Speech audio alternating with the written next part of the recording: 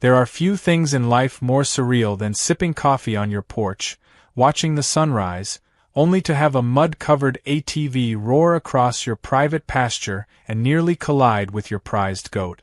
That was the moment I dropped my mug in shock, blinked twice, and saw the horror that was Karen, blonde bob flapping in the wind, designer sunglasses perched on her nose, and a look of absolute entitlement as she kicked up a storm of dust and cow manure across my ranch. She didn't flinch, didn't wave, just powered through the trail like it belonged to her. The real kicker? She was blasting country music so loud it startled my chickens into a full-on rebellion. And that was only the first lap. By the third, my livestock had fled to the barn, my dog had hidden under the truck, and I realized this wasn't just some one-time idiocy. No, this was a declaration of war. I had bought the ranch to escape noise, people, and HOA nonsense. My property bordered the back end of a fancy suburban development whose residents occasionally wandered too close, but most were harmless. Until Karen moved in. She wasn't just a resident. She was the self-declared HOA president, lawmaker, and judge rolled into one. She saw her neighbors as peasants and treated everything within eyeshot as her kingdom. When she discovered the dirt trail behind her backyard, my trail, mind you, she must have imagined it was some untapped extension of her estate.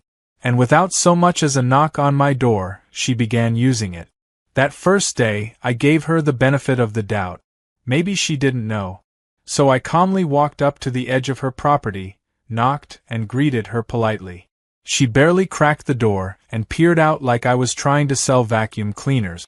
I introduced myself and mentioned the trail was private and not open to motor vehicles. Her response was a smirk. Then she said, and I quote, "That trail is more useful to me than to you. My ATV needs space, and your cows can share." Then she shut the door in my face. Just like that. No room for conversation. My jaw actually dropped, and I stood there for a full minute, trying to process what just happened. That weekend, she brought friends. 2 more ATVs tore through the trail like it was a racetrack. They didn't just spook the livestock. They knocked over a feeder, trampled part of the irrigation system, and clipped a gate post. I installed a sign. Private property. No ATV access. Violators will be prosecuted. The next morning, I found it flattened under a tire. Right beside it, someone had dumped an empty latte cup and half a sandwich. Karen had turned my trail into her picnic circuit. At that point, I documented everything. I set up trail cams. I wrote a formal cease and desist. I even reached out to the HOA to inform them of her behavior. The response? A letter from the HOA itself, signed by Karen, claiming that the trail access dispute had been resolved and that I was expected to remove dangerous animals from what they now claimed was a shared recreational corridor. I nearly burst out laughing. Dangerous animals? My pigs barely get off their backs unless they smell peaches. And my cows are so chill they nap during thunderstorms. But none of that mattered to Karen. She had decided the trail was hers, and that was final. I tried installing a wooden gate. Reinforced it with steel mesh. It lasted 48 hours. I came out one morning to find the lock mechanism smashed, the hinges bent, and tire tracks cutting through a fresh batch of hay I just laid out. Next to the damage? A sparkling pink hair clip. Karen had left her calling card. That was the moment something inside me shifted. I had tried being polite. I had tried being reasonable. But as anyone who's raised hogs knows, sometimes the only language that gets through is mud, stink, and chaos. And I had plenty of all three. I began working late into the night. I rerouted the trail slightly, angling it through a part of the ranch no outsider would dare tread. The pig enclosure. But not just any part. This was the muddiest, most pungent, most frequently fertilized area of my land. A place so legendary that my nephews called it the stank zone. The pigs loved it. Tourists did not. I fortified the path, installed a few guiding reflectors, and camouflaged the stink trail to make it seem like a smoother, faster option. If Karen wanted speed, I'd give her speed, with a scent she'd never forget. I also made sure my pigs were well fed and in a social mood. I planted melon slices near the trail's curve, watered down the path with extra slop buckets, reinforced the fencing around the rest of the trail so Karen would have no choice but to follow the new path. Meanwhile, I left the original signage up, knowing full well she'd ignore it. That was part of the fun. Karen didn't just like trespassing, she needed to feel like she was outsmarting someone. All I had to do was bait the trap, and she'd drive herself right into it. 2 days later, I heard the familiar roar of engines. This time, it wasn't just her. She'd brought her HOA board member friend, Rick, the one who thought wearing loafers on a ranch made him sophisticated. They came barreling down the trail, yelling something about property freedom. I stood by the barn with binoculars, coffee in hand, and watched as their tires hit the new curve. I could almost hear the confusion when they hit the first puddle of sludge. Then came the sound I'll never forget, high-pitched screeches as ATVs sank half a foot into pig muck. The pigs, curious and excited by the watermelon rinds, came rushing over. Karen's shrieks echoed across the valley. Rick tried to reverse. Bad idea. One of the pigs must have thought his back tire was a chew toy and started headbutting it. Karen dropped her phone into the slop trying to record a video. They were stuck. And I mean stuck. The kind where the engine wheezes, the wheels spin in vain, and the riders start debating whether to abandon ship. I kept watching, and smiling, and sipping my coffee. No ranchers ever had a better morning. But that wasn't the end. Oh no. Karen was far from done, and so was I. What happened next would turn this petty ATV war into a full-scale scandal that even her pristine HOA couldn't sweep under the carpet. The trail battle had just begun, and this pigsty ambush was only the opening shot. Karen didn't show up for 2 days after the pigsty incident. I half expected her to send a cleaning bill or maybe show up with the sheriff and a poorly rehearsed sob story. But instead, silence. No engines. No signs. No fresh tire tracks. It was so quiet that even the pigs started loitering by the trail again, hoping for another watermelon ambush. I started to think maybe, just maybe, she'd gotten the message. That hope lasted exactly until Thursday afternoon, when I heard a low rumble building from the edge of the property. This time, it wasn't one ATV. It was 4. I stepped out onto the porch and there they were. Karen in front, helmet off so her hair could flap dramatically in the breeze, followed by 3 new recruits from the HOA board, one of whom was wearing a GoPro strapped to his head like this was some Red Bull event. I didn't even bother shouting. I just turned on the trail cam and hit record. They weren't coming to apologize or negotiate.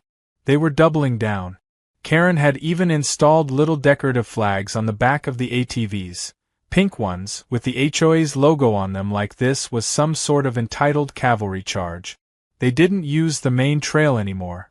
Karen had decided the new route through the pigsty was now the official scenic path.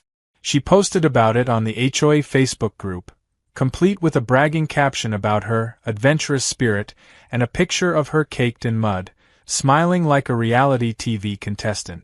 Apparently, her humiliation had been spun into a badge of honor. According to the post, she'd discovered a new recreational opportunity for the community. Her HOA friends chimed in, praising her courage and even asking if she planned to host trail rides every weekend. One woman asked if kids could bring mini dirt bike. It was absurd. She had trespassed, gotten herself stuck in hog waste, and now she was trying to turn it into a community event. But things got worse. Much worse. That evening, I found a fresh letter stuffed in my mailbox, this time on HOA letterhead. It was a notice of violation against me. The accusations ranged from negligent containment of aggressive livestock to unauthorized barriers on shared trail access. It ended with a fine. A real one. Signed by Karen. I stared at the letter for a solid minute before laughing out loud. She had fined me for her own trespassing adventure. That was when I knew I wasn't dealing with a nuisance. I was dealing with a full-blown delusional empire builder. I called the sheriff's department. I knew a deputy, Vince, who used to help me out during rodeo season. He came by, read the HOA letter, and laughed so hard he nearly dropped his radio. But even he had to admit it was tricky. The HOA had no jurisdiction on my land, but they were smart about their wording. They weren't demanding entry. They were fining me for uncooperative neighborhood behavior. Vince told me I had two choices. One, I could lawyer up and go through the slow grind of getting them off my back. Or two, I could give them enough rope to hang themselves. That gave me an idea. If Karen wanted to act like she had legal access, I'd give her exactly what she asked for, but on my terms. I redesigned the trail again. This time, I made it more elaborate. I laid down fresh hay in the clean section to bait her away from the original pig path. Then I added a shallow trench just beyond it, filled it with leftover fertilizer mix, and covered it with camo netting. Beyond that, I set up a makeshift checkpoint with a wooden stand and a trail camera mounted overhead. I painted a rustic sign that read, in friendly cursive letters, Karen's Express Lane, VIP only. I knew she wouldn't resist it. The pigs? They were getting used to the commotion. I started feeding them at random intervals along different parts of the trail, and they began associating ATV noise with snacks. One particularly clever piglet I named Duke had started waiting near the edge of the path like a scout. Every time an engine revved, he perked up and trotted along the fence like he was monitoring traffic. I gave Duke a little bell collar just for fun. It jingled every time he moved, and that bell would play a critical role later. By the next weekend, Karen launched what she called her Saturday HOA Trail Parade. She brought 7 people this time. 2 kids. One guy with a cooler strapped to his back. It looked like a picnic on wheels. They wore matching shirts that read HOA Trailblazers. The GoPro guy was back, and this time he had a drone. They filmed everything, cheered every time they hit a bump, and even shouted "Yeehaw" at one point. Karen waved to my trail cams like she was filming a campaign ad. I watched from the barn with binoculars, marveling at how much effort she was putting into invading someone else's property. Then they hit the trench. The first rider, Karen, made it across with a bounce, but the second ATV went nose first into the muck. The driver, a teenager with more confidence than skill, flipped over the handlebars and landed in the fertilizer soup. Karen slammed on the brakes and shouted at him to walk it off. The kid tried, but the smell was overwhelming. People started gagging. The pigs, curious as ever, came trotting over. Duke led the way, bell jingling like some herald of chaos. The parade scattered. One woman tried backing up but turned too sharply and rolled into a pile of slop. Another got off her ATV and started screaming about the health code. Karen tried to rally them, yelling that this was all just part of the rustic charm, but nobody was buying it anymore. The man with the drone lost control, and it crashed into a feed bucket, splashing sour mash all over his khakis. The GoPro caught everything. I walked over slowly, wiping my hands with a rag and tipping my hat. Karen stormed up to me, mud dripping from her arms, and screamed, "You planned this! This is sabotage!" I looked at the sign beside her and pointed. It clearly read, "Warning, active livestock area. Enter at your own risk." I gestured to the drone footage, the warning signs, the fence line she had crossed, and reminded her that everything was being recorded. She snapped something about lawyers and turned to leave, but not before slipping one more time and falling knee-deep into Duke's favorite wallow. That night, her HOA post was different. No pictures. No adventure quotes. Just a vague complaint about environmental hazards and irresponsible livestock owners. The comments section turned against her. People started asking why the HOA was even involved with private property. Someone else asked where the money for the trail flags and shirts had come from. One brave neighbor posted a clip from the drone footage showing Karen waving like a queen as she crossed onto the ranch. I knew I had her now. She wasn't just embarrassing herself, she was dragging her HOA crew into the mud with her, literally and figuratively. And just as I suspected, the cracks in her little empire were beginning to show. The next chapter in this saga wouldn't be fought with fences or mud trap. It would be fought with paperwork, public opinion, and a little help from a few friends who had finally had enough of Queen Karen and her off-road reign. The following Monday morning, I was feeding the pigs when my phone buzzed with a dozen messages. At first, I thought it might be weather alerts or spam, but when I opened the first text and saw a blurry screenshot of Karen half buried in a trench, face contorted mid-scream, I nearly dropped the feed bucket from laughter. The video had gone viral. Someone from the HOA ride, probably the teenager who fell in the muck, had uploaded the GoPro footage to a local forum, captioned, "When HOA goes wild." Within hours, it was picked up by a meme page, and now Karen's face was everywhere. Her scream had even been turned into a remix. Duke the Pig made a cameo, bell jingling in rhythm. It wasn't just funny. It was a full-blown internet moment. And Karen, the queen of control, had lost the narrative.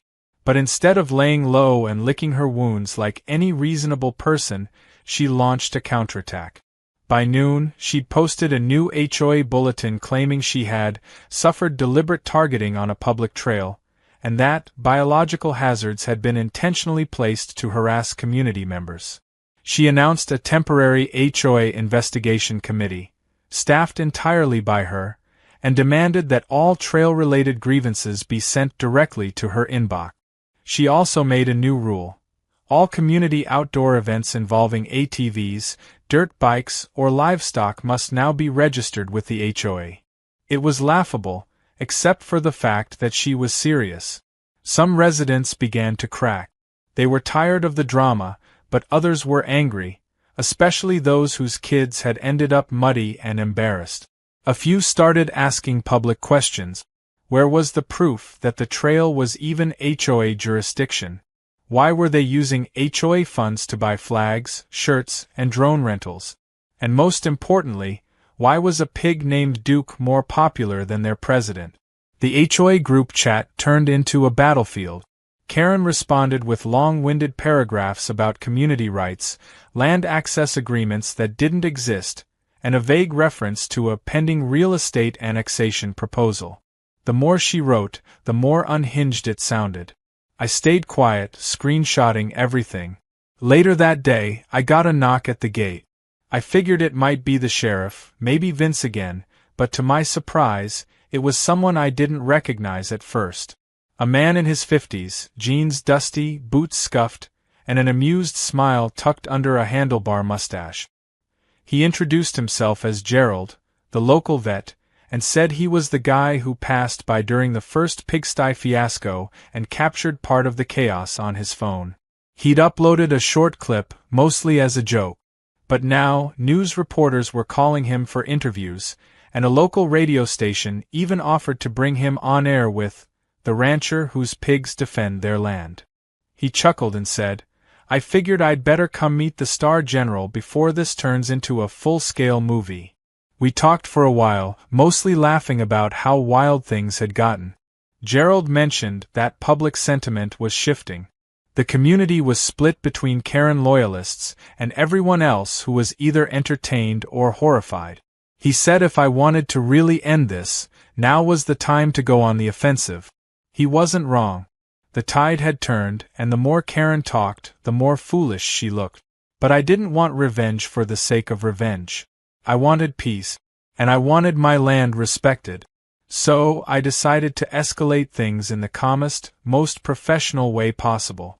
I sent a cease and desist letter through a real lawyer this time, complete with photos, footage, GPS maps, property surveys, and highlighted HOA boundaries. Everything that proved the trail wasn't just not public, it was never even adjacent to HOA-managed land. The cherry on top? A notarized affidavit from the previous landowner who confirmed the trail had always been private. I sent a copy to Karen's personal mailbox and a digital copy to the HOA email list. I didn't add commentary. I let the facts do the talking. 3 days later, HOA members began resigning. First it was Rick, the GoPro guy, who claimed he had other commitments. Then Susan, who had been on the parade but pretended she hadn't. Then another woman I didn't even know by name. The resignations came fast, and each one posted a farewell message, subtly blaming recent decisions and leadership direction. Karen, of course, tried to keep face. She claimed they were just rotating in new members. But even her die-hard supporters were growing quiet. That Friday, something even stranger happened. A delivery truck pulled into my driveway and dropped off a large box addressed to the Hero Rancher. Inside was a framed photo of Duke with a medal around his neck and a thank-you note from a group of residents who had unofficially named themselves the Anti-Karen Coalition. They apologized for her behavior and included a gift card to the local feed store. I laughed so hard I had to sit down on the porch. Duke, for his part, just rolled in the mud and nuzzled the box. Of course, Karen wasn't done. Her final attempt to reclaim power came in the form of a town hall meeting she organized at the community center. She invited residents, reporters, and local officials, hoping to paint herself as a visionary leader persecuted by a hostile landowner. I didn't attend, but several of my neighbors did. One of them, Tony, a retired firefighter and no fan of nonsense, called me afterward and described it as a cross between a bad reality show and a meltdown. Karen tried to run a slideshow, but the projector glitched and flashed a still of her stuck in the trench. Someone laughed, and that set off a chain reaction of chuckles she couldn't recover from. When she tried to silence the crowd, someone played the Pig remix ringtone. She ended the meeting early, red-faced, declaring, "This community deserves better than disrespect and sabotage." And maybe for once we all agreed with her, because the next day, a petition started circulating calling for Karen's removal as HOA president. It hit over 100 signatures in 24 hours. More residents came forward with stories of misuse, bullying, and petty fines. One man said she fined him for using off-white blinds. Another claimed she demanded he repaint his garden gnome because it clashed with the HOA's seasonal aesthetic. The stories poured out like floodgates had opened. I stayed quiet, but I watched everything. The war she'd started on my land had triggered a rebellion she couldn't contain. Karen, once the self-declared empress of the subdivision, was now scrambling. She tried to defend herself, but the internet had already chosen its favorite character. It wasn't her. It was Duke, the mudslinging pig with better leadership instincts than half the board. There were stickers now. T-shirts. One guy even airbrushed Duke's face onto his truck door with the words, "Trail Boss," underneath. The HOA's authority was crumbling, not because of me, but because Karen couldn't let go of her pride. By the end of the week, her front yard had become a silent protest zone. People walked their dogs past her house and stared. Some left fake trail maps in her mailbox, pointing to imaginary pig zones. A kid taped a sign to her door that said, "Caution, wild boars have rights too." The HOA newsletter that month didn't come from her. It came from the remaining members, short, polite, and notably missing her name from any section. I didn't celebrate. I didn't gloat. But that evening, as I watched Duke snoozing in the mud with his medal still around his neck, I couldn't help but smile. Karen had gone to war with the wrong ranch, the wrong man, and definitely the wrong pigs. And as the sun dipped low over the trail, I knew one thing for sure. This fight was no longer about fences or property lines. It was about standing your ground when someone tries to bulldoze it with entitlement. And thanks to one persistent pig and a little patience, the tide had finally turned. A week after the town hall disaster, Karen tried to disappear from public view, but the internet wouldn't let her. Every time she tried to post something on the HOA page, people replied with oinks, gifs of pigs in sunglasses, or links to the viral video now titled, "The Queen of Muck, Karen's Trail of Tears." Even her own board members stopped defending her. The HOA Facebook group turned into a roast pit, where neighbors shared their grievances and memes flourished. One local even made a parody video pretending to be Karen giving a press conference while standing knee-deep in a kiddie pool full of mud. It hit 20,000 views overnight. Karen's carefully crafted image of suburban sophistication had crumbled into a joke. But this was more than public embarrassment. Karen wasn't done swinging. She was just reloading.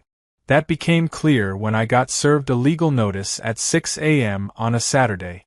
A courier in a suit pulled into my driveway, looking like he'd never walked on dirt in his life, and handed me a thick envelope. Karen was suing me for malicious endangerment, emotional distress, and environmental sabotage. She accused me of intentionally rerouting the trail to trap her, of weaponizing my pigs, and of launching a public humiliation campaign. According to the paperwork, she was demanding $50,000 in damages and an immediate trail easement granting her access. I sat on the porch with the envelope in one hand and a thermos of coffee in the other, reading through it while Duke napped in the shade, completely unaware that he'd just been named in a lawsuit as a violent farm animal. The lawyer she hired was a guy named Tad Blitzen. The name sounded like he belonged in a used car commercial, and after reading the first few pages of his arguments, I could see why. His language was flowery, exaggerated, and full of half-baked legal threat. He referred to Karen as a pillar of the community, and me as a rogue rancher obstructing progress. It was nonsense, but I took it seriously. I forwarded everything to my attorney, Hannah, who had a reputation for handling land disputes with the precision of a surgeon and the bite of a cattle dog. When she saw the footage, the trail cam data, the HOA letter signed by Karen, and the GPS maps, she smiled and said, "Oh, this is going to be fun." Court day arrived 2 weeks later. The hearing was in a modest courthouse just outside of town. It wasn't a big case, but Karen had managed to create a local media circus. A reporter from the county paper showed up. A podcast host wanted to livestream commentary. Even the vet Gerald popped in, wearing a hat that said Hog Justice. I walked into the courtroom in jeans, a clean button-up, and my old ranch boot. Karen arrived 30 minutes early, wearing all black like she was at a funeral, flanked by Tad and a rolling cart of files. She tried to avoid eye contact, but the moment she sat down and spotted Duke's face on someone's t-shirt in the gallery, she turned red as a pepper. The judge assigned to the case was an older woman named Miriam Douglas, known for her no-nonsense attitude and love of horses. She raised an eyebrow at the stack of accusations, then looked at me and asked plainly, "You got pigs?" I nodded. She said, "Good. I hate chicken people." The courtroom chuckled. Karen didn't. Her lawyer stood and delivered a dramatic opening speech about psychological trauma, property rights, and the emotional scars Karen had suffered at the hands of my livestock. He even tried to play the viral video in slow motion, pointing out every time Karen expressed visible distress. Judge Douglas watched for about a minute before saying, "That pig's adorable. Continue." Then it was Hannah's turn. She didn't speak loudly. She didn't dramatize. She just presented. Photo after photo of broken fences, signed notices, emails from the HOA, GPS trail overlays, a notarized property survey showing where my land began and where the HOA's borders ended. Then she dropped the final piece. The HOA's own bylaw stating they had no authority over adjoining private property. Judge Douglas looked at Karen and asked if she'd ever read that clause. Karen mumbled something about trusting Tad. The judge raised an eyebrow. "So you ignored property lines, trespassed repeatedly, endangered livestock, and filmed it all?" Karen tried to pivot. "He created the trap, he knew I'd use it." Judge Douglas blinked slowly, then said, "That's like breaking into someone's house and blaming them for the furniture arrangement." The courtroom nearly lost it. A few snorts of laughter echoed through the room. Gerald held up a small plush pig like a trophy. Karen stood up and shouted, "I have rights. This is community land." Judge Douglas replied coolly, "No ma'am, it's his ranch. Your community ends at the fence." She dismissed the case. Not only that, she ordered Karen to pay my legal fees and issued a restraining order banning her from entering or attempting to access my property in any way. Tad tried to protest, but she shut him down with one glance. Outside the courtroom, reporters swarmed. I didn't say much. Just thanked the judge, shook a few hands, and posed for a picture with Duke, who Gerald had brought along in the back of his truck. Karen, on the other hand, stormed out the side entrance, pulling her coat over her head like a scandalized celebrity. She wouldn't be going quietly, but her credibility had taken a lethal hit. I figured that might be the end of it, but the fallout was just beginning. The HOA members who had remained silent during her reign started to act. They called for an emergency vote to suspend Karen from the board. It wasn't even close. 87% voted to remove her. Someone leaked internal emails that showed she had been using HOA funds for personal errands, including ATV maintenance and drone rentals. The finance officer quit, claiming she had been pressured to falsify expense report. A formal audit began the next week. Karen was toast. To celebrate the end of the saga, the community hosted a barbecue. It wasn't officially anti-Karen, but the invitation included a cartoon of a pig in sunglasses with the words, "Long live the trail boss." I showed up with Duke in tow, now wearing a custom bandana that said, "Not today, Karen." The place was packed. Families brought lawn chairs and crockpot. Someone set up a mechanical bull. The local radio station played country hits, and there were cupcakes shaped like little mud puddles. At one point, a group of kids asked me if they could ride Duke. I laughed and said he preferred to ride solo. The best part wasn't the food or the music. It was watching people who'd been intimidated for years finally laugh again. They talked openly about how Karen had fined them, threatened them, and ruled through fear. One woman said she'd been too afraid to hang a wreath on her door because Karen didn't approve of seasonal clutter. Another man confessed he'd been hiding his recycling bin behind a tree for 3 years. There was a release in the air, like the whole neighborhood had exhaled at once. Toward the end of the night, as the sun dipped behind the hills, someone raised a toast to the rancher and his pigs. I lifted my lemonade, grateful but not boastful. I didn't need a crown or a microphone. I just wanted peace and my land respected. And now, finally, it was. The trail was quiet again. The pigs were happy. And Karen? She was no longer queen of anything but her own lawn. As I walked home under the stars, Duke trotting beside me with his bell gently jingling, I thought about how ridiculous the whole thing had been. All of it, over a dirt trail and one woman's obsession with power. But sometimes it takes a little mud and a whole lot of patience to remind people where the boundaries really are. And thanks to a few cameras, a good lawyer, and one very charismatic pig, the message had been received loud and clear. 3 weeks after the barbecue, the once feisty, flag-waving HOA that had tried to declare war on my ranch looked like it had been through a political hurricane. Karen's resignation from the board wasn't so much an announcement as it was a silent retreat.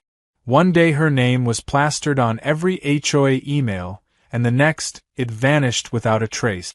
No farewell post. No public statement. Just gone. Some say she packed up and moved out of the neighborhood altogether. Others claim she was still there, hiding behind blackout curtains and walking her dog only after dark. Either way, nobody missed her. The HOA, under new leadership, immediately set out to repair the damage, not just with me, but with every neighbor who had suffered under Karen's rule. The new board president, a woman named Angela, reached out to me personally. She drove out to the ranch, wore boots like she meant it, and handed me a formal letter apologizing for the previous administration's actions. It was the first time anyone from the HOA treated my land like something other than a playground. Angela asked if there was anything they could do to make peace. I told her I didn't need favors, I just needed boundaries. Literal, physical, visible boundaries. Fences respected. Gates left closed. And no more rogue ATVs pretending my livestock trail was a racetrack. She agreed immediately and offered to cover half the cost of a new barrier wall along the back edge of the neighborhood. I accepted, and within days, Construction began on a reinforced split-rail fence complete with a clear property demarcation sign and a couple of cameras of my own. While the physical line was being rebuilt, the neighborhood itself began rebuilding its culture. It was slow at first. The fear Karen had instilled over the years didn't vanish overnight.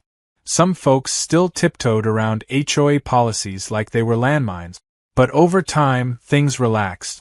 People started putting out seasonal decorations again. A neighbor who had been fined for having wind chimes now had 3 sets playing in harmony. Another painted their front door bright blue in open defiance of Karen's beige-only color mandate. Nobody fined them. Nobody cared. Kids rode bikes on sidewalks again without being photographed and reported. The change was like rain after a drought, gentle but undeniable. Meanwhile, my ranch finally returned to normal. The pigs stopped reacting to engine sounds with excitement, and Duke resumed his usual routine of napping in the shade and occasionally investigating the compost bin for banana peels. Every once in a while, someone would stop by the fence, peer across it, and point at Duke, whispering as if they were meeting a celebrity. I didn't mind. He'd earned it.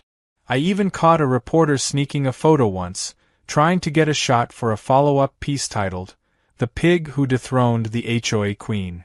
I let them take it on the condition they spell his name right and don't ask him to pose.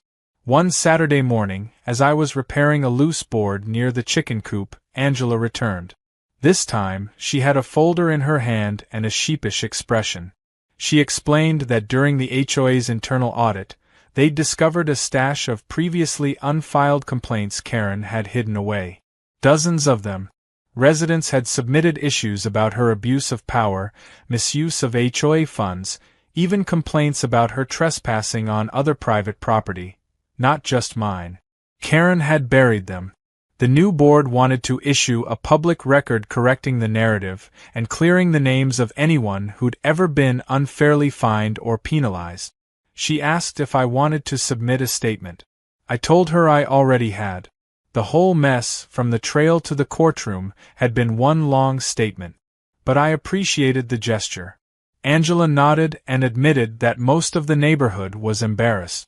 They'd let Karen operate unchecked for too long, mostly because she had a talent for making people feel small and isolated. That was her power, dividing people and hiding behind rules she bent to her will. But now that they'd seen what standing up to her looked like, more neighbors were finding their voices again. That afternoon, something happened I never expected. A group of residents from the neighborhood came to the ranch with a gift. It wasn't a fancy item or a bribe.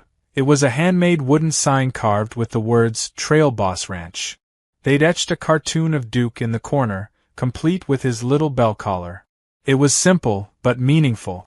One of the men, a quiet guy who'd once been fined for building a treehouse for his grandson, looked me in the eye and said, "Thanks for doing what the rest of us were too scared to do." I didn't have much to say. Just nodded, took the sign, and promised to mount it near the gate where the mess all began. The irony of it all didn't escape me. I hadn't set out to be anyone's hero. I just wanted people off my land. I wanted peace. But somehow, by standing my ground, I'd helped the neighborhood rediscover its own backbone. And Karen, in her obsession to dominate everything in sight, had been the one to unite people against her. The Pigsty ambush, the legal showdown, the viral video, all of it added up to something I couldn't have planned if I tried. A turning point. For me. For them. For the ranch. In the final days of that saga, I received a certified letter in the mail from Karen. It was brief. No apologies. No admissions. Just a cold line that read, "Due to continued public harassment and false narratives, I will be relocating. This community is no longer a safe place for visionary leadership." I stared at it for a minute, folded it neatly, and tossed it into the compost bin. The pigs didn't care. Neither did I. Weeks passed. Then a month. Life settled. The fence was up, the trail untouched, and the only tire tracks on it were mine. The HOA stopped sending me letters. The new board handled disputes with transparency. And the air just felt different. Lighter. Cleaner. like someone had cracked open the window after years of staleness. The chickens laid better. The goats stopped getting spooked. Even the rooster, who had crowed nervously every time an ATV passed, now did his morning routine in peace. And Duke? He enjoyed his fame with grace. He never got arrogant or demanding, just kept to his wallows and followed me when it was feeding time. But every now and then, when the wind shifted and a distant engine rumbled on the horizon, he'd raise his head, bell jingling, as if to say, "Let them try." And I'd smile, knowing no one would. Because the ranch was defended. Not with barbed wire. Not with weapons. But with truth, patience, and the unlikely courage of a pig who just wanted a snack but ended up making history. As the sun set on one of those quiet evenings, casting a golden hue over the hills, I stood by the fence and looked toward the trail. It was quiet, undisturbed, and absolutely mine. And for the first time in a long time, I didn't worry about what came next. Because I knew that whatever it was, I was ready. And so was Duke. The trail had changed, the neighborhood had changed, and maybe even I had changed. But one thing would never change again. No one, absolutely no one, was ever going to turn my land into their personal playground. Not while Duke was on duty. And not while I was still standing.